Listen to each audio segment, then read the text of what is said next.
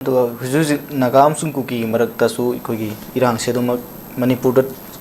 थोल इरांग से लेप लेते सुम हिंगलक पिफेम लाइरी अदुगा कुकी फुरुप तगी इकोगी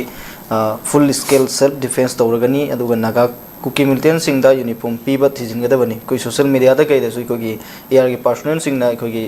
कुकी सिंगदा पीननबा कु फिजुल नि हाइबना सिंगबा थागलक दुम थेनके अदुगा ngasi पाउसिदसु दुम यावरे बा तारबजा हारि पाउसिदे बजा कमाय येबे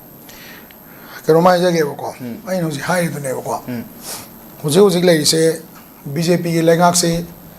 हुजि पालिबा बीजेपी लेगाक से सोशल मीडिया ना चलाइब्रा कनाना चलाइगे हाइबदुमदि अखोय खंगबम चंगे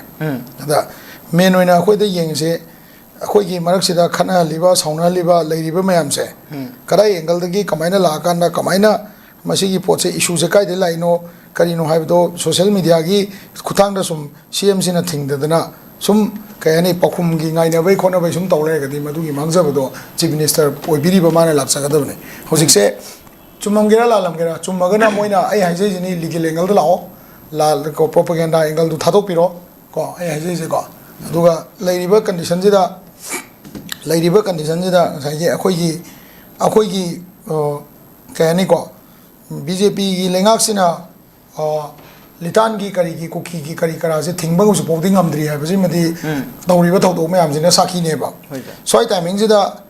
ngसाइगी यूएनसी का कोकोमी का लेरिबा मोगी कुकी इनपी हाई तारे को अतोपो ऑर्गेनाइजेशन दे खंगदे को होय सिगा सीएसओ की लेवल दा सो फमिना बगी दरकार से हम चाउना लेयेबा अखोइना खितंग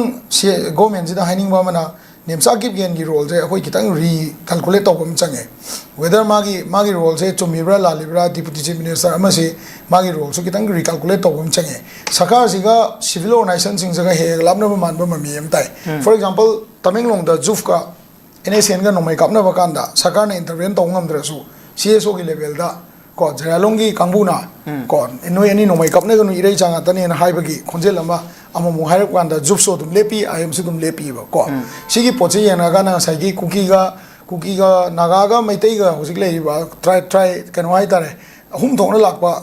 पार्टी अहुम दा थोंना लाकबा कॉन्फ्लिक्ट सिदा असेंबगी मैतैगा तौनबसिदी अखोई कम्युनिटी मसेन खनब नतेबा टेररिज्म की ओइबा पोट अमा अखोई मथक्ता इम्पोज तौसलकपने अदोद लेंगा की लॉ एंड ऑर्डर सिना ngakpa ngamjabadabneba बिरेन मतम बोइगेरा गवर्नर मतम बोइगेरा खेमचान मतम बोइगेरा अखोई ओइनदि चमानरेबा सेम केस अमु हुजिकसे नागा की साइड चथरकपनेबा को अदुई मरक्तुदा कनोना साइगी ईस्टर्न फ्लैंगना कापे हाय एनएसएन आईएम की रेगुलर ना कापे हाय स्माइना तौरगा प्रोपेगेंडा सुम तौहनबसे